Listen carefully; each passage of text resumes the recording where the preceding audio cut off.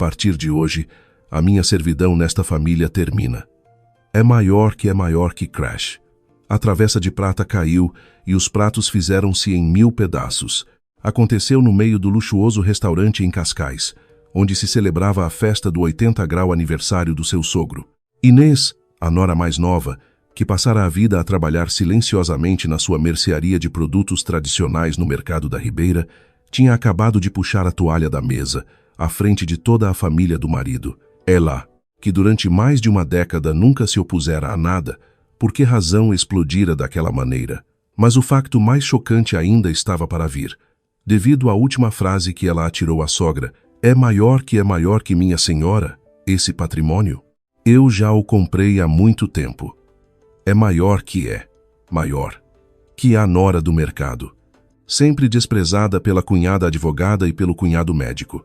No momento em que a sua verdadeira identidade foi revelada, a família do marido caiu de joelhos. Quem era, afinal, esta nora da mercearia? A história chocante começa agora. Antes de começarmos, subscreva e deixe o seu gosto. Comente de onde nos está a ouvir, para que possamos enviar-lhe toda a felicidade do mundo. Bem-vindos ao Luxo e Mentiras. Eram 4 da manhã. Numa ruela de Alfama, ainda envolta na escuridão, os passos apressados de uma mulher ecoavam na calçada.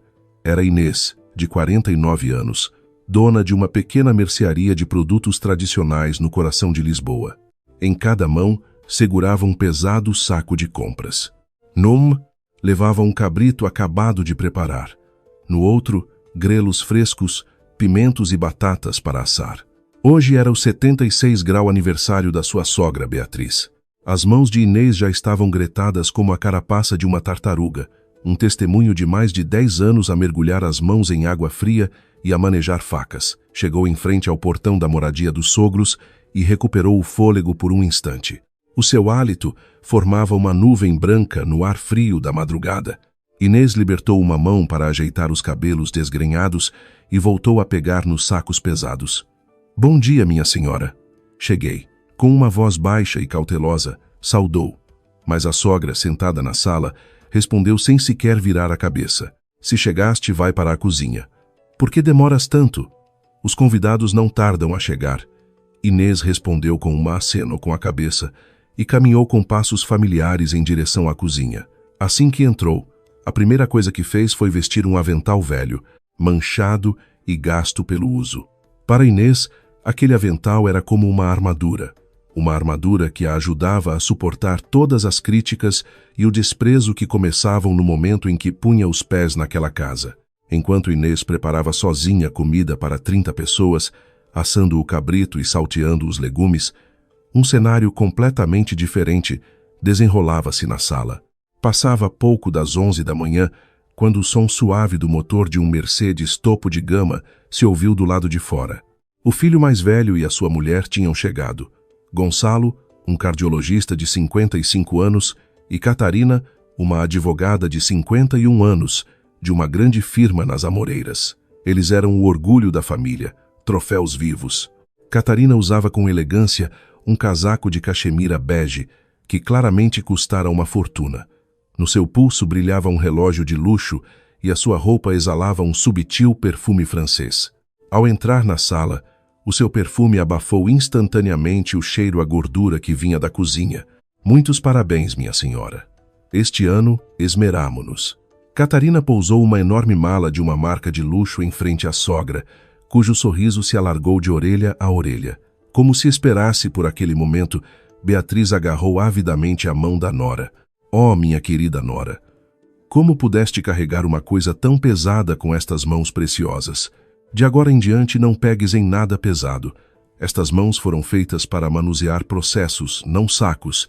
Beatriz acariciou a mão da nora mais velha e fê-la sentar-se no lugar de honra. Depois, virou-se para os convidados e disse, orgulhosa: a minha nora mais velha acabou de ganhar outro caso importante, sabiam? É uma das advogadas mais conceituadas de Lisboa. Nesse momento, na cozinha, enquanto virava o assado no forno, Inês ouvia tudo em silêncio. Uma gota de suor escorreu-lhe pela testa e caiu na travessa quente. Limpou a testa com as costas da mão e suspirou baixinho. Sentiu uma pontada no peito, mas não demonstrou. Era uma discriminação a que já estava habituada há mais de 10 anos. Ó Inês, o que estás a fazer aí? Está na hora da medicação da mãe. E nem um copo de água lhe trouxeste? A voz estridente de Catarina ecoou da sala. Inês apressou-se a levar um copo de água à sogra. Catarina pegou no copo, entregou-o a Beatriz e acrescentou: Minha senhora, hoje em dia, para se manter saudável, tem de comer alimentos mais leves. Preocupa-me que a comida da Inês seja um pouco salgada demais. A sogra, concordando, olhou de lado para Inês e comentou: É verdade. Como vem do mercado, tem a mão pesada para o sal. A comida de bairro é toda assim, não é? Era uma humilhação pública. O rosto de Inês corou. Ela mordeu o lábio e voltou para a cozinha. Assim que entrou, apoiou-se no lava-loiça e fechou os olhos por um momento, engolindo as lágrimas que ameaçavam cair. Vendo o seu reflexo turvo, abanou lentamente a cabeça. Aguenta só por hoje, só mais hoje, repetia para si mesma. Pouco depois, Inês serviu o cabrito assado, que preparara com tanto esmero, numa grande travessa, e levou-o para a sala. Colocou-o cuidadosamente no centro da mesa, e a sogra pegou num garfo, tirou um pedaço e levou-o à boca. Depois, fez uma careta e pousou o garfo. Que cabrito é este? A carne não é nada de especial. Tu, que te gabas de conhecer o mercado, não consegues escolher uma peça de carne em condições? Era o melhor cabrito que Inês conseguira encontrar. Levantando-se às 3 da manhã para ir buscar a encomenda especial ao seu talhante de confiança. Uma peça de qualidade superior que custara uma pequena fortuna. Mas Inês não se defendeu. Apenas baixou a cabeça e respondeu em voz baixa: Peço desculpa, minha senhora. Para a próxima escolherei melhor. Nesse momento, Gonçalo virou-se para o seu irmão mais novo, Miguel, de 49 anos. Miguel, vocês, com as vossas dificuldades, ao menos prepararam um envelope jeitoso para a mãe? Afinal, é um aniversário importante. Miguel, o marido de Inês, era um eterno chefe de secção. Trabalhara honestamente toda a vida, mas nunca ganhara muito dinheiro. O rosto de Miguel ficou vermelho. Olhou de relance para Inês e baixou a cabeça. Ver a expressão do marido partiu o coração de Inês. Um dos convidados perguntou amigavelmente a Inês: E a senhora, o que faz? Um silêncio estranho instalou-se na sala. A sogra foi a primeira a falar, a sua voz carregada de vergonha. Ah, nem queira saber. Vende umas azeitonas e uns tremoços numa banca de mercado. Quem diria que teríamos uma nora assim na família? Catarina, ao seu lado, cobriu a boca e riu-se discretamente. Os produtos de mercado. A higiene preocupa-me sempre um pouco. Não consigo comer, desculpe, Inês. Tenho o estômago muito sensível. Inês não disse nada. Levantou-se lentamente e começou a recolher os pratos vazios. Limpou o molho das mãos a um pano e dirigiu-se novamente para a cozinha. Uma montanha de louça suja esperava por ela no lava-loiça. Abriu a torneira e a água fria correu sobre as suas mãos gretadas. Da sala continuavam a ouvir-se as gargalhadas dos convidados, os elogios à nora mais velha, os feitos do filho mais velho, a voz vaidosa da sogra. Inês ouvia tudo enquanto lavava a louça em silêncio. O som dos pratos a bater uns nos outros era a sua única companhia. O contraste entre as gargalhadas vibrantes da sala e o som solitário da louça na cozinha pesava no ar da casa. Mas, sentado a um canto da sala, estava alguém. O sogro, Arthur, de 79 anos. Como sempre, vestia roupas velhas e gastas e cosia um buraco nas suas meias. Os seus olhos não estavam postos no brilho dos filhos. Apenas observava, com pena, as costas da sua nora mais nova, Inês, que lavava a louça de costas para a sala. No seu olhar profundo, hoje, havia uma determinação em vulgar. O tempo passou e já eram 2 da tarde. Os convidados conversavam tranquilamente na sala, a beber café, mas o lugar de Inês continuava a ser em frente ao lava-loiça da cozinha. A montanha de pratos estava agora a meio. Inês lavava um pesado tacho de ferro fundido. O tacho onde assara o cabrito estava coberto de gordura e precisava de ser esfregado com força. Enquanto esfregava com afinco, uma faca afiada que estava de molho escorregou-lhe da mão. A lâmina passou pela espuma e roçou-lhe o dedo indicador da mão esquerda. Sangue vermelho começou a pingar sobre a espuma branca. Inês soltou um gemido baixo, mas não fez barulho. O dedo latejava, mas ela simplesmente puxou um pano e envolveu o dedo com ele. A mancha de sangue espalhou-se lentamente pelo tecido. Quem viu a cena, por acaso, da sala foi a nora mais velha, Catarina. Ela bebia um golo de café. Olhou de relance para Inês e franziu o sobrolho, como se visse algo nojento. Ó Inês, se estás a sangrar, por questões de higiene, é melhor pôres umas luvas. Imagina se sujas de sangue os pratos dos convidados. A sua voz era gélida. Era mais uma reprimenda do que uma preocupação. Inês baixou ligeiramente a cabeça e respondeu em voz baixa. Sim, Catarina. Desculpe. Inês tirou o pano e calçou umas luvas de borracha. O sangue escorria por dentro da luva, tornando a ponta do dedo pegajosa, mas ela voltou a esfregar o tacho em silêncio. As pessoas na sala continuaram a rir, como se nada tivesse acontecido. A amargura acumulava-se no coração de Inês. O peito ardia-lhe e depois ficava gelado. Era o tratamento que recebera durante mais de 10 anos, mas hoje, por alguma razão, o peso parecia insuportável. Inês parou por um momento e olhou para o teto, numa tentativa desesperada de impedir que as lágrimas caíssem. Foi nesse preciso momento que ouviu passos silenciosos a entrar na cozinha, passos lentos e cuidadosos, diferentes dos outros. Inês virou a cabeça e viu o seu sogro, Arthur, de pé. Como sempre, vestia um velho casaco de malha cinzento. A gola estava gasta em vários sítios e um dos botões era de cor diferente. Ele olhou em volta e aproximou-se lentamente de Inês. Depois, tirou algo cuidadosamente do bolso do casaco. Era um velho penso rápido. A embalagem estava amarelada nos cantos e tão velha que as dobras estavam bem marcadas. O sogro segurou o penso com as duas mãos e estendeu-o a Inês. Minha querida, põe isto na mão. Se infectar, é pior. A voz do sogro era mais baixa do que o costume, como se tivesse medo que alguém o ouvisse. Inês ficou a olhar para o velho penso, atordoada. Era um gesto de carinho tão diferente do cheiro a perfume de luxo da cunhada que vinha da sala. Inês tirou lentamente a luva de borracha. Do seu dedo indicador ainda saía um pouco de sangue. O sogro, com as mãos trêmulas, abriu a embalagem do penso. As mãos do homem de 79 anos tremiam, mas o seu gesto era o mais cuidadoso do mundo. O sogro envolveu delicadamente o dedo ferido da nora com o penso. Nesse instante, uma lágrima, que Inês tanto tentara conter, rolou-lhe finalmente pelo rosto. Ela baixou rapidamente a cabeça para esconder as lágrimas. Desculpa, minha querida. Desculpa mesmo. Este velho não tem força para te poupar a este sofrimento. A voz do sogro tremia. Inês abanou a cabeça com veemência. Com um nó na garganta, demorou a conseguir falar, mas finalmente conseguiu dizer: Não diga isso, meu senhor. Eu estou bem. A voz de Inês também tremia. Ela pegou suavemente na mão áspera e seca do sogro. Era a mão de alguém que trabalhara toda a vida pela família.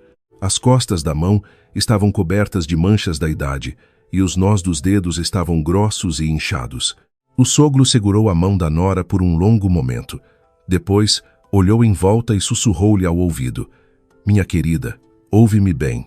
O Miguel não sabe, mas eu tenho algo guardado. Não te preocupes. Tudo a seu tempo. Inês olhou para o sogro, surpreendida. O olhar dele não era o habitual, vago e perdido. Havia um brilho profundo e firme. Era o olhar de alguém que preparara algo durante muito tempo. Inês quis perguntar-lhe o que queria dizer, mas nesse momento a voz aguda da sogra veio da sala. Arthur, o que estás a fazer aí outra vez? Não atrapalhes a rapariga e vem para dentro. Estás a ficar senil? A expressão do sogro desmoronou-se instantaneamente. Voltou a ser o velho de ombros caídos de sempre. Ao voltar para a sala, o filho mais velho, Gonçalo, disse-lhe com desdém: Pai, vá descansar um pouco. Está a incomodar os convidados com esse vai e vem.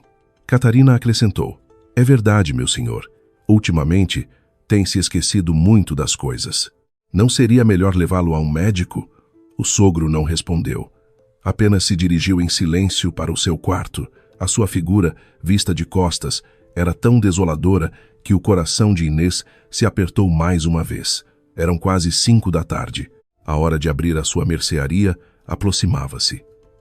Para preparar as vendas da noite, já estava atrasada. Inês tirou o avental e aproximou-se cautelosamente da sogra. Minha senhora, peço desculpa, mas está na hora de ir para a loja. Tenho de me ir embora.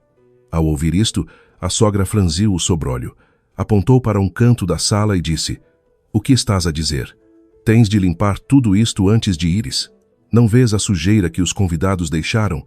Que raio de nora és tu, que queres ir embora sem acabar as tuas tarefas? Inês mordeu o lábio. O tempo passava e se abrisse a loja tarde, os clientes habituais iriam embora. Mas ela não conseguiu desobedecer e começou a limpar. Enquanto Inês limpava e pegava na sua mala, Catarina observava-a. A mala de Inês estava ligeiramente aberta, revelando um velho envelope de papel pardo. Era um envelope grosso. O olhar de Catarina tornou-se perspicaz. Com um sorriso trocista, aproximou-se de Inês. Ó Inês, isso é alguma notificação de dívidas? A loja está a passar por dificuldades? Se precisares de dinheiro, diz.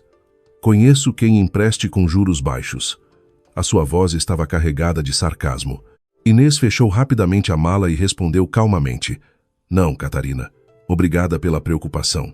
Inês saiu da casa dos sogros e caminhou pela rua escura. O vento frio da noite roçava-lhe o rosto. O penso que o sogro lhe dera brilhava discretamente no seu dedo. Os passos de Inês não se dirigiam, como habitualmente, para o mercado. Ela apanhou um táxi na avenida principal. O táxi percorreu um longo caminho e parou em frente a um enorme edifício no centro da cidade. Era um arranha-céus com mais de 40 andares, coberto de vidro escuro. Definitivamente, não era um lugar que a dona de uma mercearia de mercado frequentaria. Quando Inês entrou no átrio do edifício, um segurança uniformizado reconheceu-a e cumprimentou-a com respeito. Boa tarde, bom dia, senhora Inês. Chegou tarde. Inês acenou levemente com a cabeça e dirigiu-se ao elevador privado, no fundo do átrio. Aquele elevador ia diretamente para o último andar. Quando passou o seu cartão, a porta abriu-se suavemente. O rosto de Inês, que guardara o avental do mercado na mala, já não era o da nora humilde que se via na casa da sogra. Uma semana se passou desde o aniversário da sogra. Era o dia da missa anual, em memória do avô da família. Inês levantou-se de madrugada para escolher cuidadosamente no mercado os melhores produtos para a oferenda. Uma caixa das melhores maçãs, uma caixa de peras maduras e bacalhau da melhor posta. Pediu desculpa aos clientes habituais e decidiu fechar a loja à tarde. Mas, nesse dia, aconteceu um grande imprevisto na sua loja. O caminhão que lhe fornecia os produtos teve um pequeno acidente à entrada do mercado. A mercadoria caiu na estrada e todos os comerciantes do mercado vieram ajudar a resolver a situação. Inês não pôde ficar indiferente e também ajudou. Com isso, acabou por se atrasar mais de 30 minutos para ir para a casa da sogra. Inês apanhou um táxi à pressa. Dentro do táxi, tentou ligar a sogra, mas estava tão nervosa que as mãos não paravam de tremer. Acabou por não conseguir avisar antes de chegar. Ao sair do táxi, Inês, carregada com as pesadas caixas, chegou ao portão da casa dos sogros. Mas, em frente ao portão, a sogra esperava-a de braços cruzados. O seu rosto estava vermelho de fúria. Assim que viu Inês, a sogra explodiu com uma voz aguda. Que horas são estas? Uma pessoa tem de ter um pingo de vergonha. Uma nora que chega com 30 minutos de atraso no dia da missa da família, onde é que já se viu? Inês, ofegante, baixou a cabeça e pediu desculpa. Minha senhora, peço imensa desculpa. Houve um acidente no mercado e... Cala-te! Tantas desculpas! Esta gente do mercado só tem lábia. A sogra empurrou bruscamente o ombro de Inês. Inês cambaleou, tentando não deixar cair as caixas pesadas. Nesse momento, a nora mais velha, Catarina, saiu da sala com elegância. Vestia um vestido preto e um colar de pérolas. Catarina olhou Inês de cima a baixo e disse: Ó Inês, sabes uma coisa? Em termos legais, isto é quase como uma quebra de contrato. Quando não se cumpre o horário combinado, a relação de confiança fica abalada. Não tens noção da tua responsabilidade moral? A voz de Catarina era calma, mas as suas palavras eram cortantes. Inês pousou as caixas pesadas e cerrou os dentes. Com a voz trêmula, voltou a pedir desculpa. Catarina, peço desculpa. Vou já preparar a comida que trouxe. Não é preciso. Não é preciso. O nosso falecido avô não apreciava essa comida de mercado. A sogra dispensou-a com um gesto rude. Inês, surpreendida, espreitou para a sala. A mesa de cerimônia já estava posta com pratos luxuosos. Havia travessas de peixe, um assado de carne tenra e uma salada de marisco com um brilho apetitoso. Eram, sem dúvida, pratos de um hotel de luxo. Catarina disse, orgulhosa. Encomendei tudo do hotel novo que abriu em frente à câmara. É muito mais requintado do que as coisas que a Inês compra no mercado, não acham? A sogra olhou para a nora mais velha com um sorriso satisfeito. Claro que sim. Comida de hotel é uma forma de respeito para com os nossos antepassados. Se puséssemos coisas do mercado, ainda os ofendíamos. Inês ficou ali, em pé, a observar a cena. As postas de bacalhau e as caixas de fruta que ela preparara com tanto cuidado desde a madrugada estavam amontoadas a um canto da sala, como tralha. Algo quente subiu-lhe do fundo do peito. Inês respirou fundo, tentando controlar a emoção. Catarina acrescentou mais uma farpa. Brincando com as unhas, disse com um ar indiferente. Ó Inês, quando chegar à altura de herdar o patrimônio dos sogros, se quiseres reclamar a tua parte, é bom que comeces a portar-te bem. Com estes atrasos, ficas em desvantagem em tribunal. Inês levantou a cabeça e olhou para a cunhada. Depois, com uma voz calma, respondeu. Catarina, não estou interessada no patrimônio. Ao ouvir isto, o filho mais velho, Gonçalo, espreitou da sala e disse com um riso de escárnio. Ora, o que a minha cunhada diz. Com a tua situação, como podes não estar interessada? Sinceramente, sem a nossa ajuda, como é que vocês os dois se safavam? O marido de Inês, Miguel, ao lado, franziu o sobrolho. Tentou responder ao irmão, mas o olhar de Gonçalo fê-lo calar. Miguel acabou por baixar a cabeça. Ver o marido assim doeu ainda mais no coração de Inês. A cerimônia começou. Os homens, todos de fato escuro, posicionaram-se em frente à mesa de oferendas. Enquanto rezavam e acendiam velas, as mulheres ficavam na zona da cozinha. Inês teve de ficar acocorada num espaço apertado, atrás de um biombo, num canto da cozinha. A sogra e Catarina estavam na sala a conversar e a beber chá. A Inês só lhe cabiam as tarefas de aquecer a comida e levar e trazer os pratos. Depois de quase 1 hora de joelhos naquele espaço apertado, as pernas de Inês estavam dormentes. Ela esticou as pernas discretamente e suspirou. A cerimônia estava a chegar ao fim. Catarina entrou na cozinha e parou ao lado de Inês. Brincando com a chávena que tinha na mão, começou a falar num tom enigmático. Ó Inês, a propósito, aquele quarteirão do mercado onde tens a tua loja. Estive a ver e parece que o edifício tem uns problemas. Inês continuou a arrumar a louça em silêncio. Catarina aproximou-se mais um passo. Há uma grande probabilidade de ser uma construção ilegal. Se houver uma intervenção da Câmara, tens de fechar a loja de um dia para o outro. É um conselho de advogada. É melhor ires procurando outro sítio. Era uma ameaça velada. O local da loja de Inês era, na verdade, um terreno muito valioso naquela zona. Já se falava em reabilitação urbana. Catarina parecia estar de olho naquele terreno. Inês pousou os pratos e olhou a cunhada nos olhos. O seu olhar, ao contrário do habitual, era firme. Catarina, agradeço a preocupação, mas o edifício não tem problema nenhum.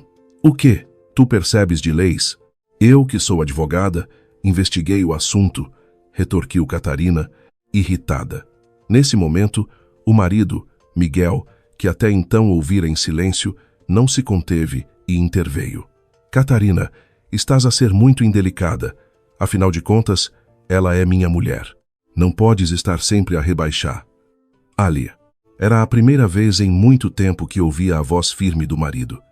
Inês olhou para ele, um pouco surpreendida, mas o irmão mais velho, Gonçalo, que ouviu a conversa da sala, correu e agarrou com força o ombro do irmão. Miguel, o que estás a fazer? Que maneira é essa de falar com a tua cunhada? Fica calado. Miguel, sob a pressão do irmão, voltou a baixar a cabeça. Ver o marido assim partiu o coração de Inês, mas, por outro lado, sentiu um pequeno consolo. Pelo menos, alguém a defendera. A cerimônia terminou, e quando Inês se preparava para ir para casa, a sogra apontou para a comida amontoada a um canto e disse: "Leva isto tudo. Nós vamos comer a comida do hotel. Por isso leva e vende a retalho no mercado ou faz o que quiseres." O rosto de Inês endureceu. Dizer-lhe para vender a comida que preparara com tanto esmero era um insulto profundo, mas ela arrumou a comida em silêncio. Ao sair pela porta da frente, Catarina lançou-lhe uma última farpa pelas costas. "Ah, Inês, atrás do edifício do meu escritório há uma pequena mercearia que vende petiscos. O nível é mais ou menos o mesmo que o teu. Dá lá um salto para veres." Inês, que se baixara para atar os sapatos, levantou lentamente a cabeça. Um sorriso estranho apareceu nos seus lábios. Virou-se para a cunhada e disse, de forma enigmática: "Ah, essa loja, Catarina. Creio que o dono mudou recentemente." Catarina não percebeu o que ela queria dizer. Inês não deu mais explicações e saiu silenciosamente da casa dos sogros.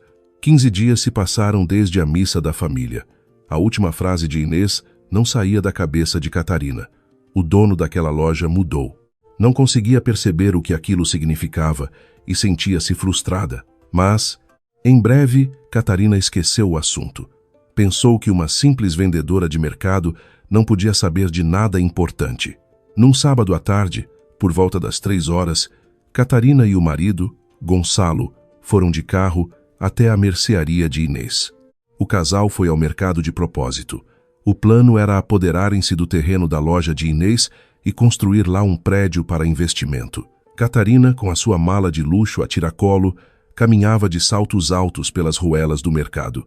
Tapava o nariz ao cheiro a peixe e à gordura, com uma expressão de nojo. A loja de Inês ficava no coração do mercado. Em frente, uma longa fila de donas de casa esperava. Catarina atravessou a fila à procura de Inês. Inês, de avental, servia os clientes. Catarina chamou-a em voz alta. "Inês, podemos falar 1 minuto?" Inês pediu licença a uma cliente e levou a cunhada para um canto da loja. Catarina entregou-lhe um envelope grosso que trazia consigo. "Inês, ouve com atenção. Esta zona vai ser reabilitada em breve. É melhor saíres daqui e receberes o trespasse antes que seja tarde. Assina aqui e eu trato de tudo." Inês pegou no envelope e leu os papéis lentamente. Era um contrato de cessão de exploração, com um valor muito abaixo do preço de mercado. Inês voltou a colocar os papéis no envelope e devolveu-o à cunhada. "Catarina, desculpa, mas não posso decidir isso." "Como assim? Não és tu a dona?" "És tu quem decide." Catarina levantou a voz, incrédula. Inês respondeu calmamente: "Há um proprietário. Não posso tomar uma decisão sem o consultar." "O proprietário? Quem é o proprietário?" insistiu Catarina. Inês sorriu ligeiramente, mas não respondeu. Catarina, frustrada, batia com o pé no chão. Pensou que Inês era ignorante e não percebia a situação. No caminho de volta para o carro, Catarina disse ao marido como se estivesse a fazer um juramento: "Querido, com uma mulher ignorante como aquela, temos de ser mais duros. Temos de encontrar o proprietário e pressioná-lo." Alguns dias depois, um boato estranho chegou aos ouvidos da sogra. Uma vizinha contou-lhe, em tom de mexerico: "Sabe, a sua nora mais nova. Ontem, via-a sair de um carro de luxo preto, em frente aos grandes armazéns. E tinha um motorista de fato a abrir-lhe a porta." Ao ouvir isto, a sogra ficou pálida. Estava convencida de que Inês andava metida em alguma coisa ilegal. A sogra ligou imediatamente para o filho mais novo, Miguel. "Miguel, divorcia-te dessa mulher. De certeza que te anda a trair ou que ganhou dinheiro com algum esquema. Como é que uma vendedora de mercado anda num carro de luxo?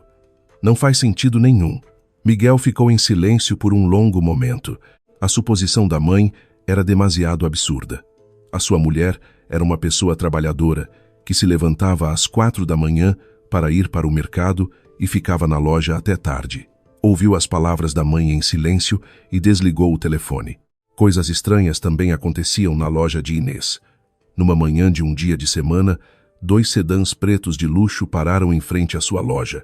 Os homens que saíram dos carros vestiam fatos impecavelmente passados a ferro. Cumprimentaram Inês com respeito e entraram no pequeno escritório nos fundos da loja. Os comerciantes do mercado observavam a cena e cochichavam. Alguns até começaram a mudar a forma como se dirigiam a Inês. Bom dia, senhora Inês. Hoje chegou cedo. Inês apenas sorria ao ouvir o tratamento. A dona da pastelaria ao lado perguntou a Inês em tom de brincadeira. Oh, Inês, os comerciantes andam a chamar-te... Bom dia, senhora Inês. O que se passa? Temos alguma presidente no nosso mercado? Inês encolheu os ombros e riu-se. Mas as coisas mais estranhas aconteciam sempre que havia uma reunião de família. Inês vestia de propósito as roupas mais velhas e gastas para ir à casa dos sogros. Quase não usava maquilhagem.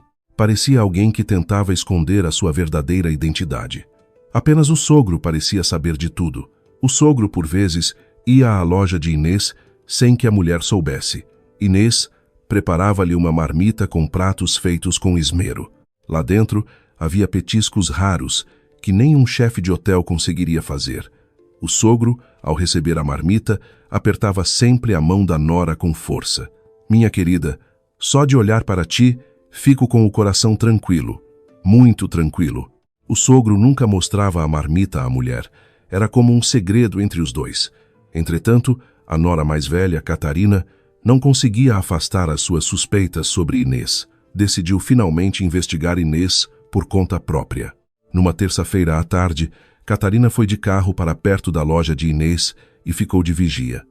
Normalmente, nunca faria tal coisa, mas as palavras da sogra sobre Inês e o carro de luxo não lhe saíam da cabeça. Por volta das 14h, Inês deixou um empregado a tomar conta da loja e saiu. Vestia as suas roupas simples de sempre. Inês saiu do mercado e apanhou um táxi na avenida principal. Catarina seguiu o táxi discretamente no seu carro. O táxi dirigiu-se para o centro da cidade. Parou em frente a um enorme edifício. Era um dos arranha-céus mais altos perto da Câmara Municipal. Nesse edifício estava instalada a sede de uma famosa cadeia de hotéis. Um sorriso trocista apareceu nos lábios de Catarina. Ela riu-se sozinha dentro do carro. Sabia!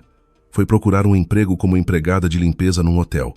Finalmente, percebeu o seu lugar. Catarina, satisfeita, deu a volta com o carro. Foi direta para a casa da sogra e contou-lhe, animada. Minha senhora, parece que a Inês finalmente se apercebeu da sua condição. Deve ter arranjado um emprego como empregada de limpeza num hotel. A sogra bateu nas coxas e riu-se com vontade. O filho mais velho, Gonçalo, ao lado, acrescentou. Bem, ser empregada de limpeza num hotel é sempre melhor do que vender no mercado. Pelo menos, o salário é garantido. A família riu-se às gargalhadas durante um bom bocado, mas eles não sabiam de nada. Naquele momento, Inês estava sentada na sala de reuniões do último andar da sede do hotel, em frente aos diretores de desenvolvimento de menus. Os executivos do hotel dirigiam-se a Inês com o máximo respeito. Bom dia, Sra. Inês. O contrato de fornecimento do molho para o novo menu será executado de acordo com a sua decisão. Inês concluiu a reunião com uma voz calma. Nas suas mãos, segurava um grosso contrato. Ao sair da sala de reuniões, os seus passos eram firmes e confiantes. Alguns dias depois, a sogra chamou Inês à sua casa. Sentada no meio do quarto, a sogra olhava para Inês com fúria. A sua voz era alta e aguda. És uma vergonha para a nossa família. Toda a gente na vizinhança sabe que andas a fazer limpezas num hotel. Larga já essa loja e esse trabalho de limpezas. Inês, de cabeça baixa, ouvia em silêncio. Depois de a sogra acabar de gritar, Inês levantou lentamente a cabeça e sorriu ligeiramente. O seu sorriso era estranhamente calmo. Sim, minha senhora. Em breve tudo isso vai acabar. A resposta de Inês deixou um eco misterioso no ar. A sogra, sem perceber o significado das suas palavras, acenou com a cabeça, satisfeita. Mas, no fundo dos olhos de Inês, algo brilhava com firmeza. Era o dia da festa do 80º aniversário do sogro, Arthur. A sogra, em conjunto com a nora mais velha, Catarina, alugou o restaurante mais caro da cidade. O restaurante, onde uma refeição custava uma fortuna, tinha uma vista deslumbrante sobre a cidade através das suas janelas panorâmicas. Era uma grande festa, com cerca de 20 pessoas, entre família, parentes e velhos amigos da sogra. Inês decidiu levar uma sopa rica do mar, feita por si. O sogro adorava a sopa que a nora fazia.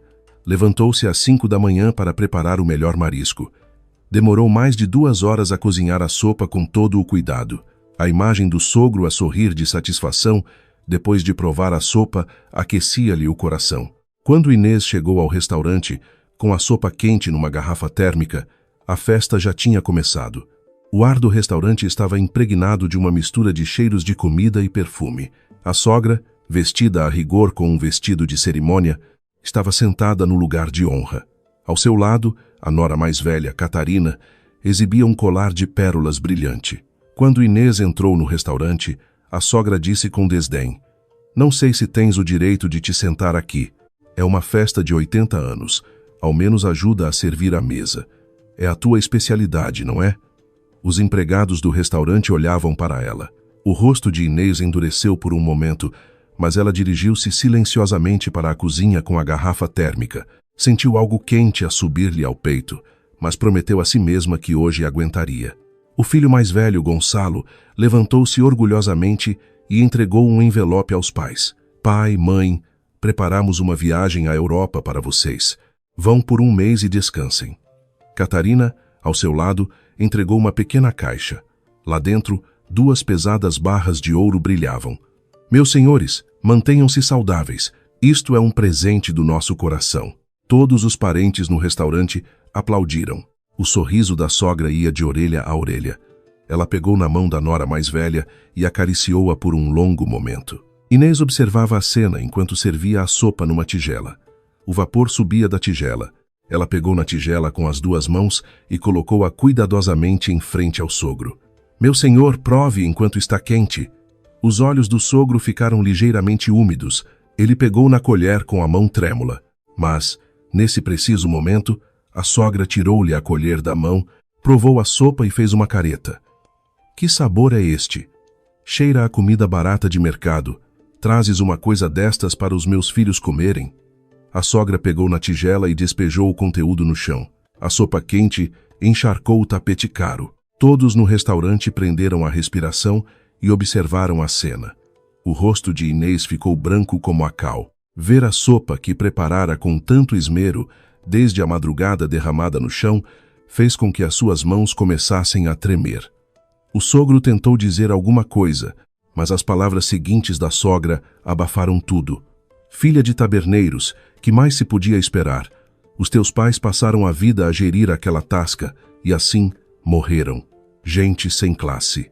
Nesse instante, a mente de Inês ficou em branco.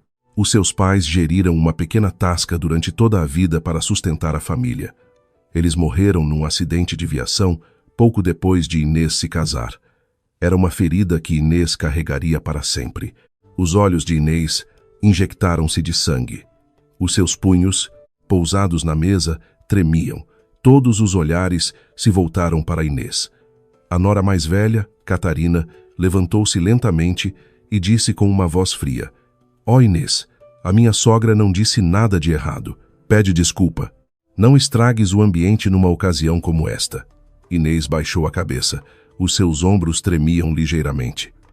Todos pensaram que ela ia chorar e pedir desculpa. Um silêncio pesado instalou-se no restaurante, mas Inês levantou a cabeça, muito lentamente. Os seus olhos já não estavam tristes, brilhavam com frieza. A raiva que acumulara durante mais de 10 anos ardia naquelas pupilas. Inês agarrou com força as 2 pontas da toalha de mesa e, num instante, puxou a toalha de uma só vez.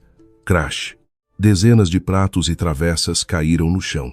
O som ensurdecedor da louça cara a partir-se encheu o restaurante. A comida colorida espalhou-se pelo tapete. O restaurante ficou em silêncio absoluto. Os empregados, de boca aberta, ficaram paralisados. Inês tirou lentamente o avental que usava. Atirou-o para os pés da sogra. A sua voz não tremia. Pelo contrário, era firme e clara. "Minha senhora, a partir de hoje, a minha servidão nesta família termina." Todas as pessoas no restaurante ficaram de queixo caído. A sogra ficou tão chocada que não conseguiu dizer uma palavra por um longo momento.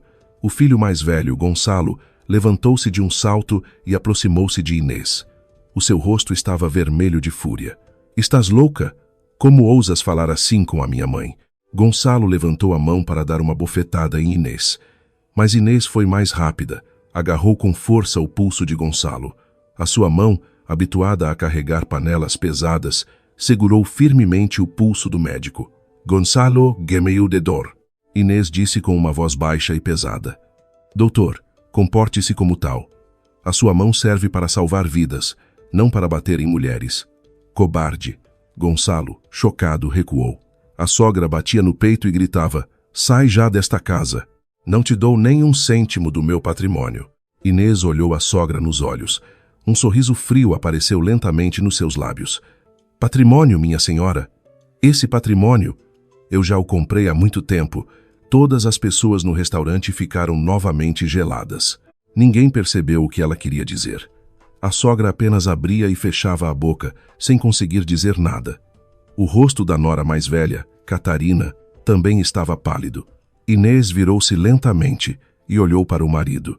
Miguel olhava para a mulher com os olhos trêmulos. A voz de Inês era suave, mas firme. Querido, escolhe. Ficas aqui com eles ou vens comigo? O marido, sem hesitar, levantou-se da cadeira, ignorou o olhar fulminante do irmão e caminhou decidido para o lado da mulher.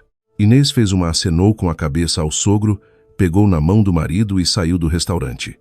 Atrás, a sogra, recuperando o juízo, gritava descontroladamente. Mas os passos de Inês não pararam.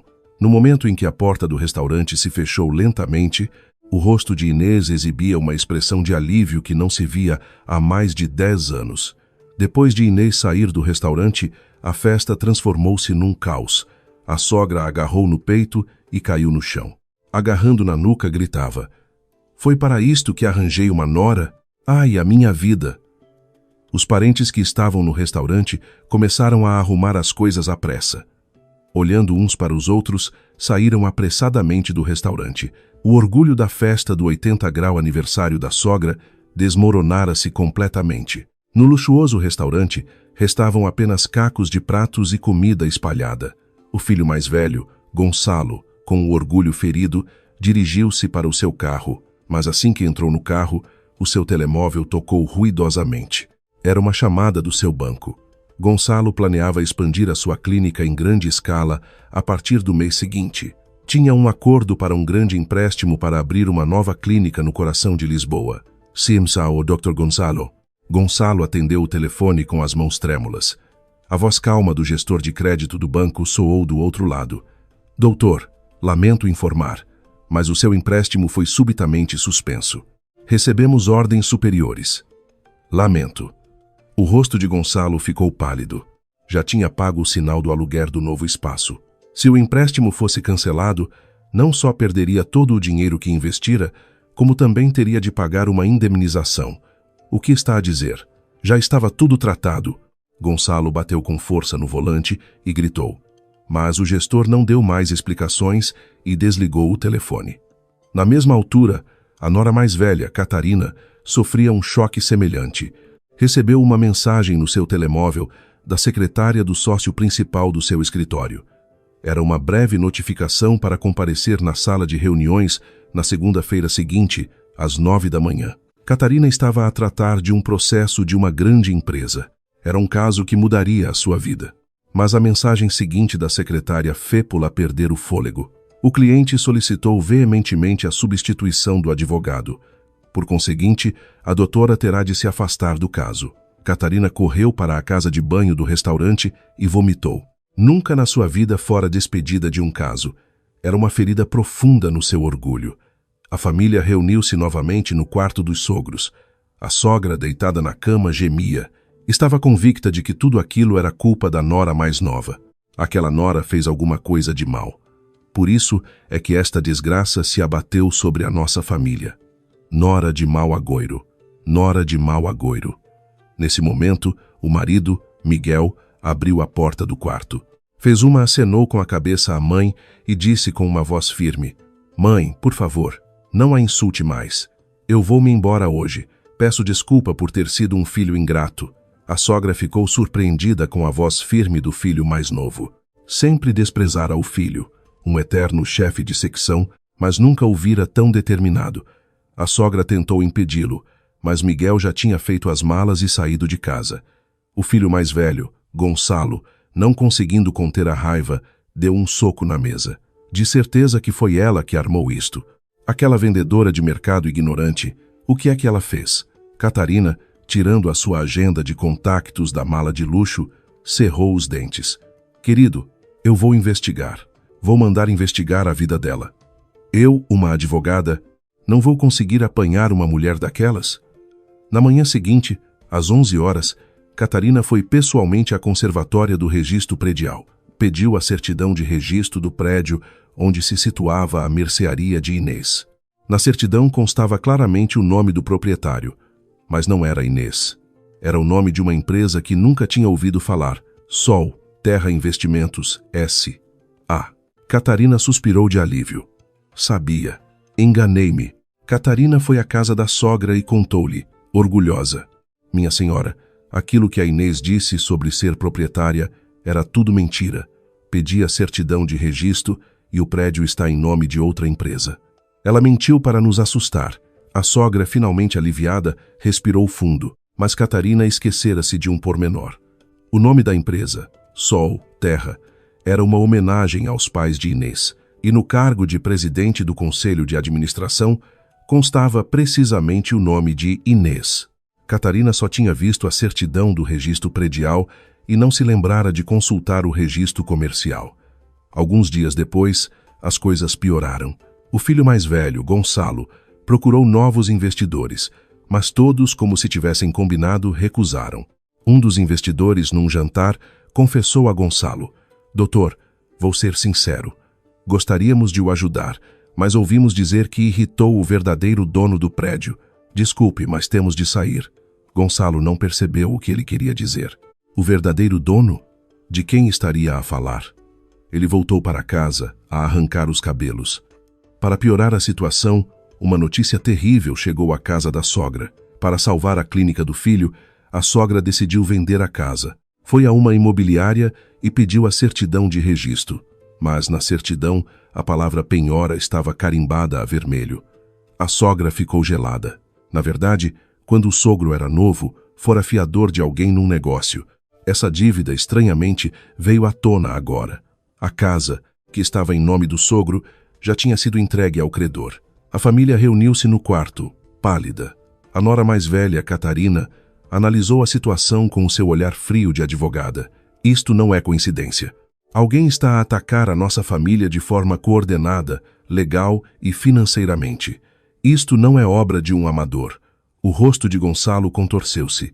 Quem nos faria uma coisa destas? Quem é que tem tanto ressentimento contra a nossa família?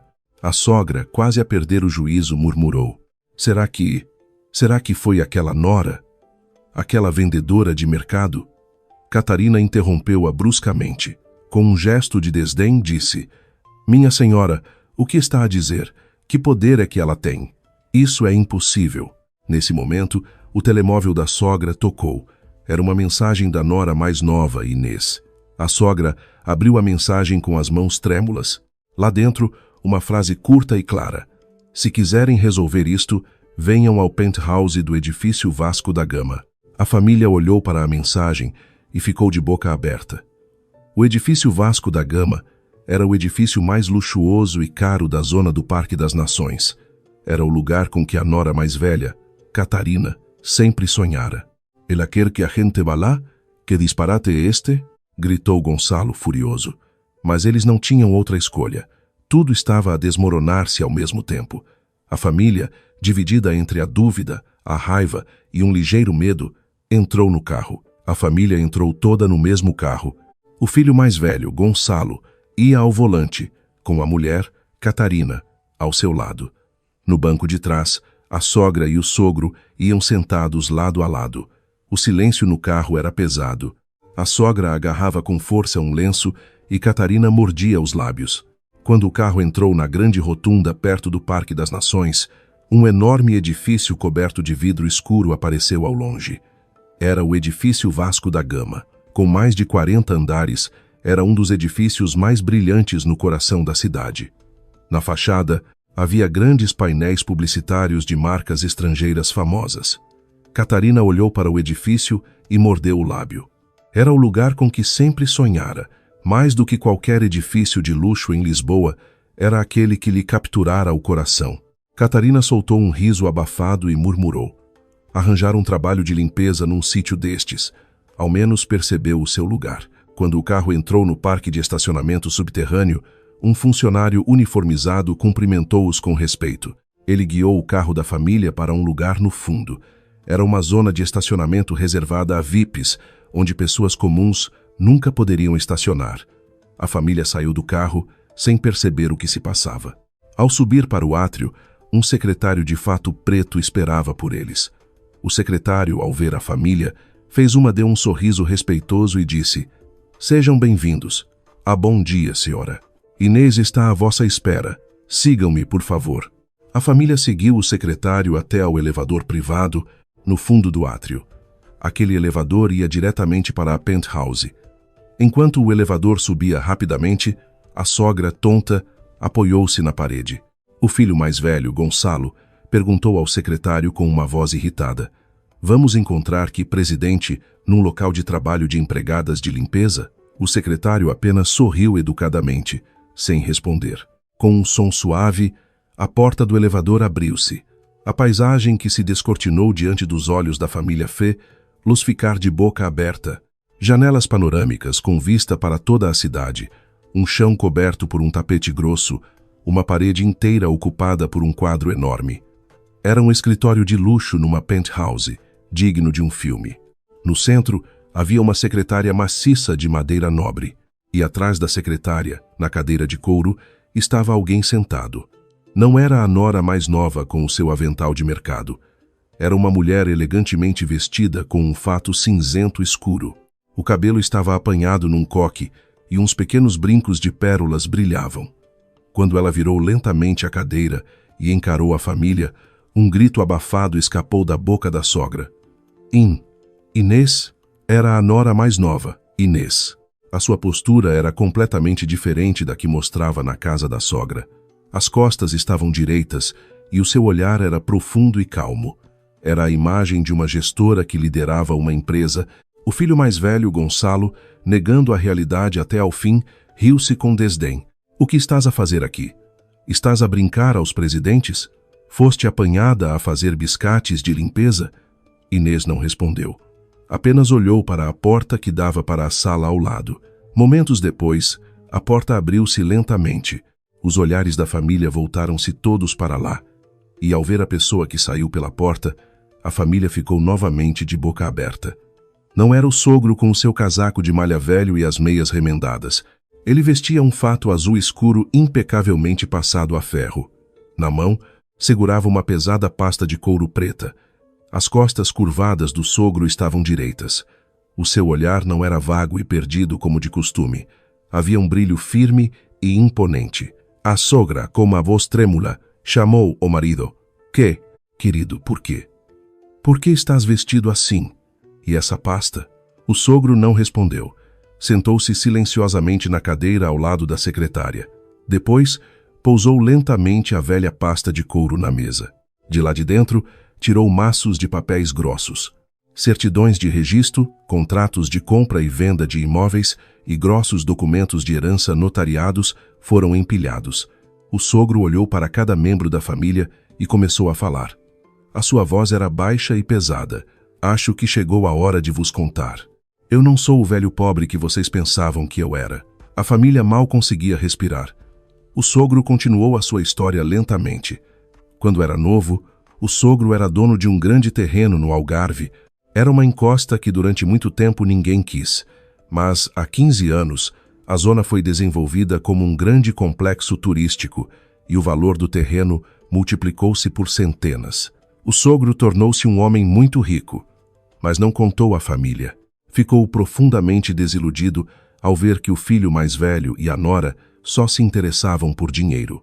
O sogro fingiu ser pobre para testar silenciosamente quem na família era uma pessoa de valor. O olhar do sogro voltou-se para a nora mais nova, Inês. Um brilho caloroso apareceu nos seus olhos.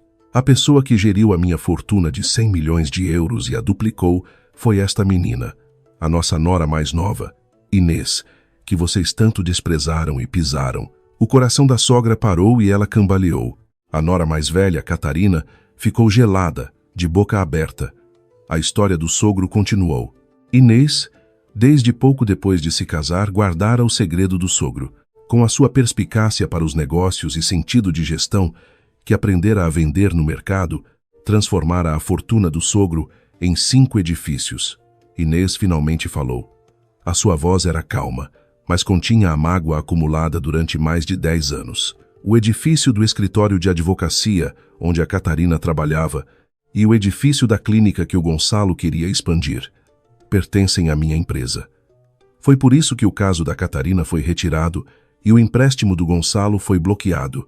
Catarina caiu de joelhos.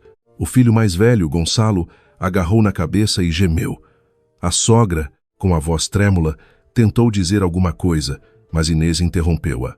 Minha senhora, a sopa que a senhora deitou fora hoje de manhã, só o contrato que eu fechei com uma cadeia de hotéis, por causa daquele molho, vale 50 milhões de euros. Ao ouvir isto, a sogra perdeu as forças nas pernas e caiu no tapete. Só então percebeu que a nora, que sempre desprezara como uma vendedora de mercado, era alguém que lidava com quantias de dinheiro que ela nunca veria na vida. O sogro levantou-se lentamente e colocou um último documento em frente da família. Era uma escritura de doação devidamente notariada. Todo o patrimônio mencionado neste documento, no valor de 100 milhões de euros, já foi transferido, sem faltar um cêntimo, para a nossa nora mais nova, Inês. A família percebeu finalmente.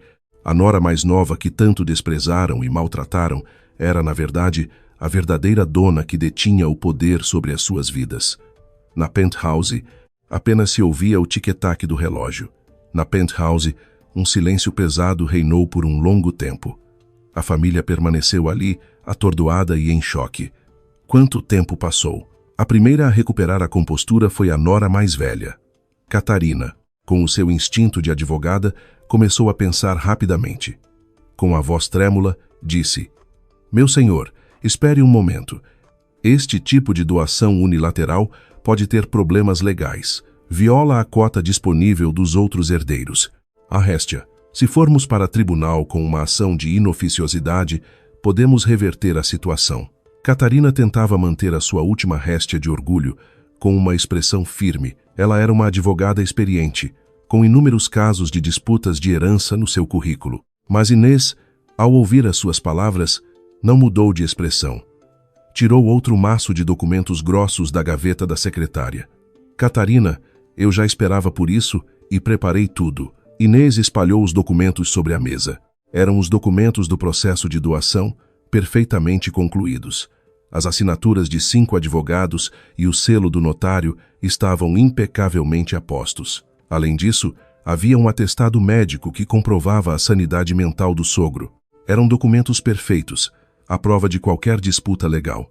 O rosto de Catarina ficou branco. Ao ver aqueles documentos, percebeu instantaneamente que não conseguiria reverter a situação, por melhor que fosse o advogado que contratasse. Inês acrescentou, com uma voz calma, Catarina, aquele contrato de cessão de exploração com cláusulas de coação que me levou à loja da última vez. Se eu apresentar esse documento à ordem dos advogados, o que acontecerá à sua licença para advogar? Será classificado como um ato de coação claro sobre uma parte mais fraca. Catarina desmoronou-se completamente. As suas pernas fraquejaram e ela caiu no tapete. O seu orgulho de advogada, construído ao longo de uma vida, ruiu como um castelo de areia. O filho mais velho, Gonçalo, também não aguentou mais. Ajoelhou-se lentamente e arrastou-se até Inês. Ele, que durante toda a vida vestira a sua bata de médico com arrogância, estava de joelhos no chão. Suor frio escorria-lhe pela testa. Inês, por favor, só uma vez. Salva-me. Desbloqueia o empréstimo da minha clínica. Eu, que só sei ser médico, o que vou fazer nesta idade? Por favor, eu imploro. Gonçalo não conseguia levantar a cabeça, que estava colada ao tapete. Os seus ombros tremiam. Em circunstâncias normais, talvez Inês sentisse pena, mas o seu olhar estava gelado. Os mais de 10 anos de desprezo que sofrera endureceram o seu coração. Inês recostou-se na cadeira e disse calmamente: Doutor, se é médico, reerga-se com o seu próprio mérito. Com a sua licença de médico, pode começar tudo de novo. E o seu consultório, que está num dos meus edifícios, terá de ser desocupado até ao final do próximo mês. Gonçalo finalmente levantou a cabeça e olhou para Inês. Os seus olhos estavam injectados de sangue, mas, perante a expressão firme de Inês, não conseguiu dizer mais nada. Nesse momento, a sogra desabou no tapete e começou a chorar. Como podes fazer isto? Eu sou a tua sogra. Fui eu que te criei. Inês olhou a sogra nos olhos. No seu olhar, não havia lágrimas, raiva ou compaixão, apenas uma calma fria. A voz de Inês era baixa e firme. Minha senhora, a senhora nunca me criou? E no momento em que, na festa de hoje, insultou os meus pais, a nossa relação terminou. Os meus pais criaram-me com o suor do seu rosto, a servir pratos de comida honesta. Como ousa a senhora falar deles?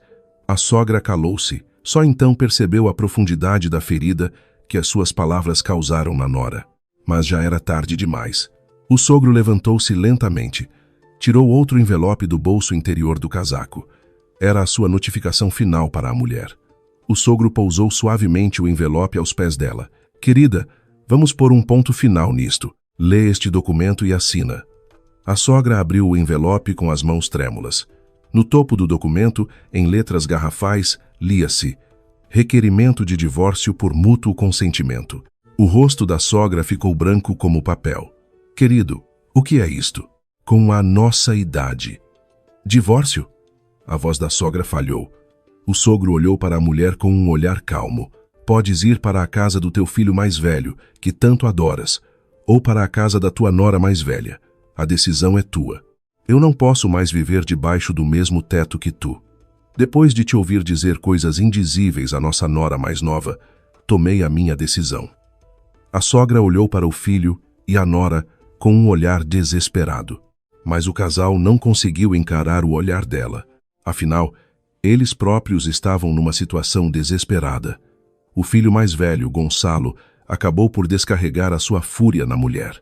A culpa é tua, se não a tivesses provocado tanto. Se és advogada, devias saber avaliar as pessoas. Catarina não se ficou e respondeu: A culpa é minha? Foste tu e a tua mãe que a desprezaram desde o início. Eu só vos segui. O casal começou a discutir no meio da penthouse, a apontar o dedo um ao outro. A cena era tão degradante que até a sogra não conseguia olhar. O casal de elite, que durante toda a vida fora o orgulho da família, parecia agora um par de vagabundos. Inês carregou calmamente no botão do intercomunicador da secretária. Com uma voz suave e calma, deu uma ordem à sua secretária. Chame 2 seguranças, por favor. Está na hora dos nossos convidados saírem. Momentos depois, 2 seguranças robustos de fato preto entraram na penthouse. Eles guiaram a família para a saída com cortesia. O casal de filhos, envergonhado, saiu de cabeça baixa, quase arrastado para o elevador. A sogra seguiu-os, a cambalear. A família foi assim expulsa do edifício de 40 andares.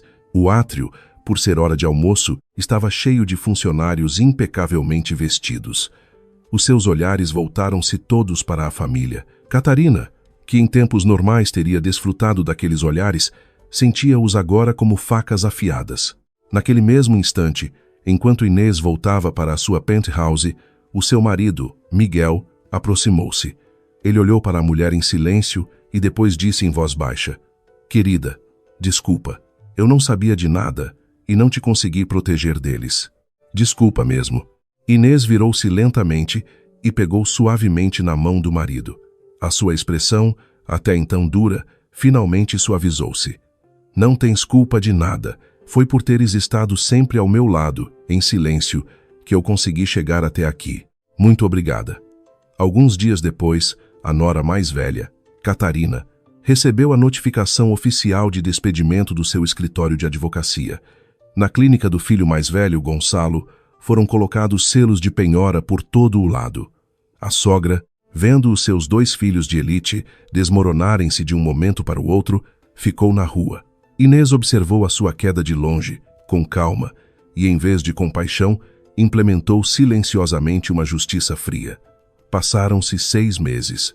Era o 6º mês, desde que a nora mais nova, Inês, cortara os laços com a família do marido.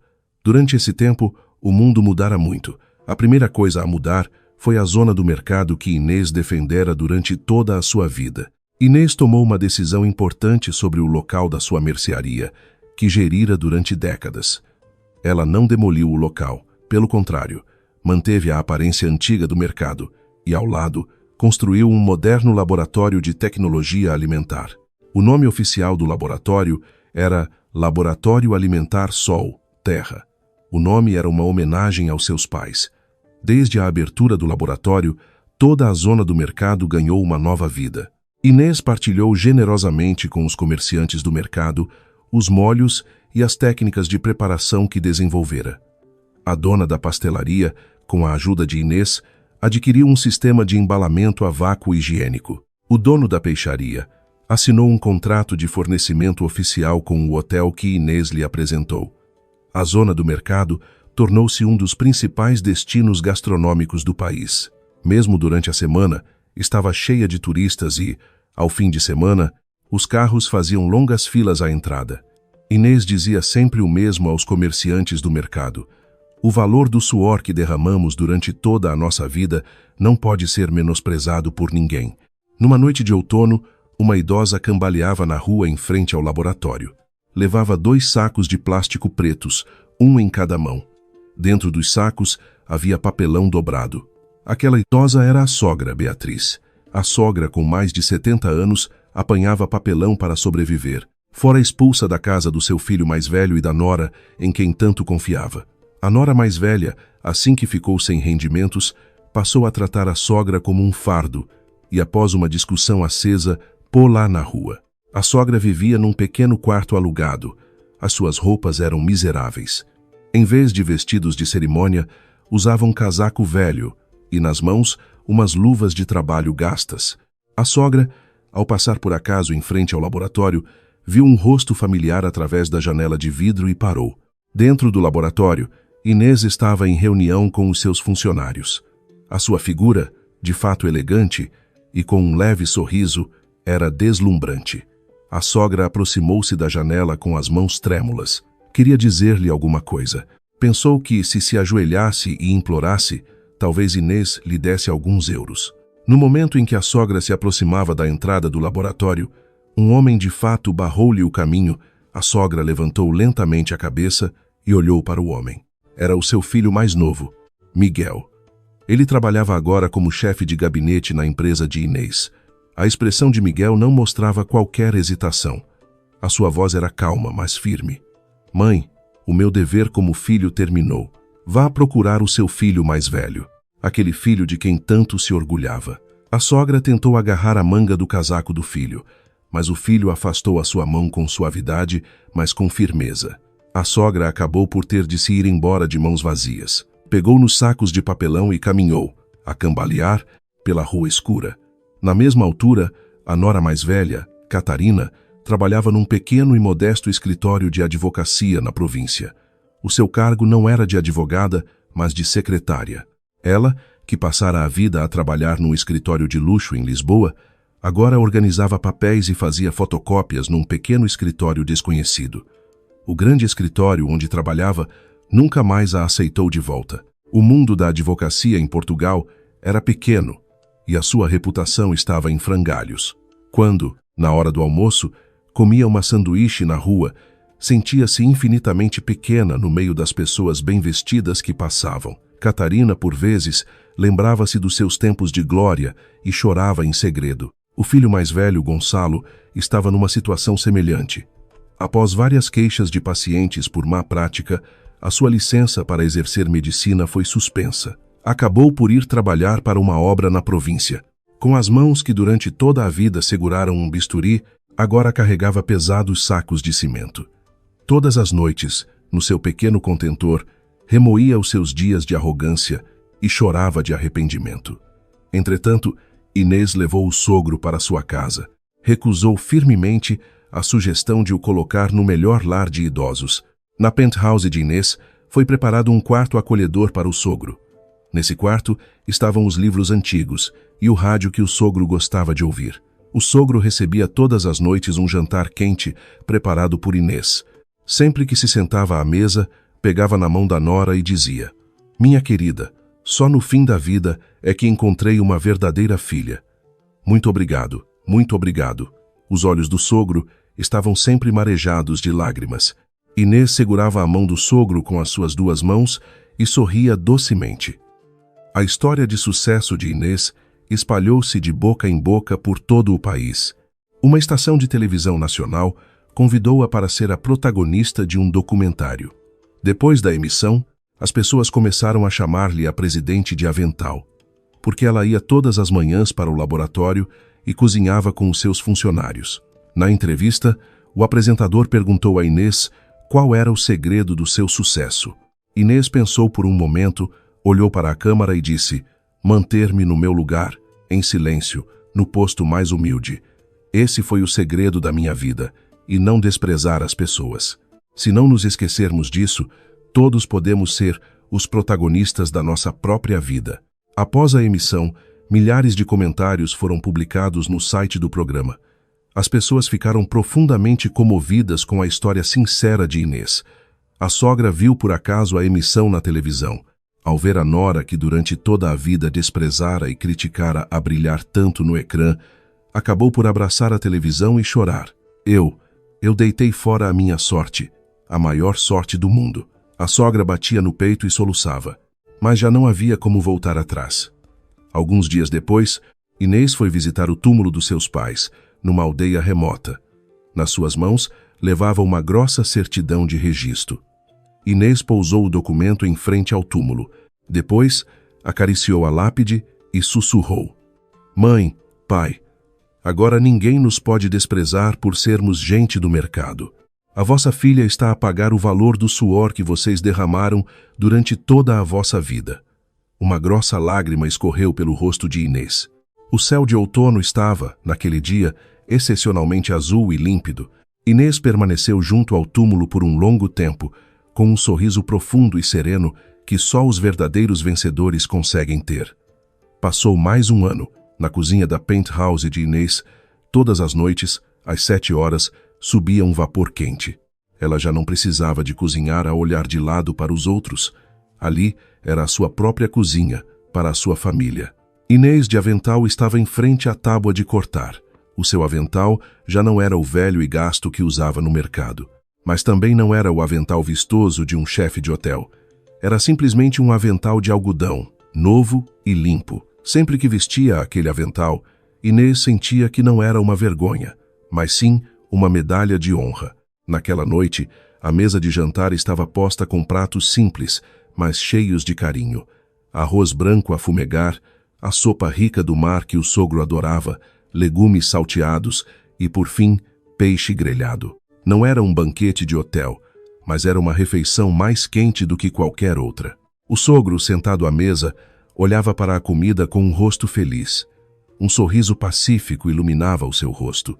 O sogro pegou na colher com a mão trêmula, provou uma colherada de sopa e, suspirando, disse: "Isto sim, é uma verdadeira refeição. Não há nada melhor no mundo do que a comida da minha nora." Uma lágrima quente formou-se nos olhos de Inês. O seu marido, Miguel, ao lado, sorriu e serviu uma chávena de chá quente ao pai. Naquela mesa, onde 3 pessoas se sentavam, havia uma felicidade profunda e genuína que não se sentia em nenhuma grande festa. Inês começou a doar uma parte significativa dos lucros da sua empresa à sociedade.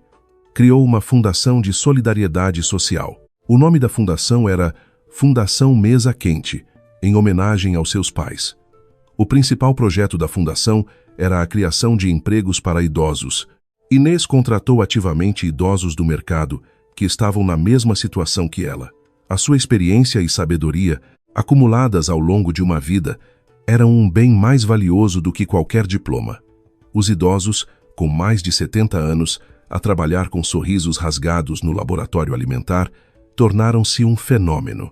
A zona do mercado que Inês reabilitou recebeu o nome oficial de Rua da Inês pela autarquia. Um grande letreiro foi colocado à entrada do mercado e mesmo durante a semana, turistas estrangeiros, de câmara em punho, enchiam o local. A Rua da Inês tornou-se um dos principais pontos turísticos da cidade. O marido, Miguel, tornou-se um companheiro leal ao lado da mulher. Ele, que durante toda a vida fora desprezado como um eterno chefe de secção, era agora um homem mais feliz do que nunca. Ajudava na empresa da mulher e começara uma nova vida. O casal conseguia conversar calorosamente apenas com o olhar. Numa manhã de primavera, chegaram 2 cartas à casa de Inês. Uma era da nora mais velha, Catarina, e a outra do filho mais velho, Gonçalo. Ambas as cartas estavam em envelopes grossos. Sem abrir os envelopes, era possível adivinhar o que continham. Inês pousou as 2 cartas na mesa e ficou a olhar para elas por um longo tempo. O marido ao seu lado perguntou cautelosamente: "Querida, não vais ler? Afinal, já foram família." Inês abanou lentamente a cabeça. A sua expressão era firme, mas não havia tristeza nem raiva. O perdão é apenas para quem se arrepende sinceramente.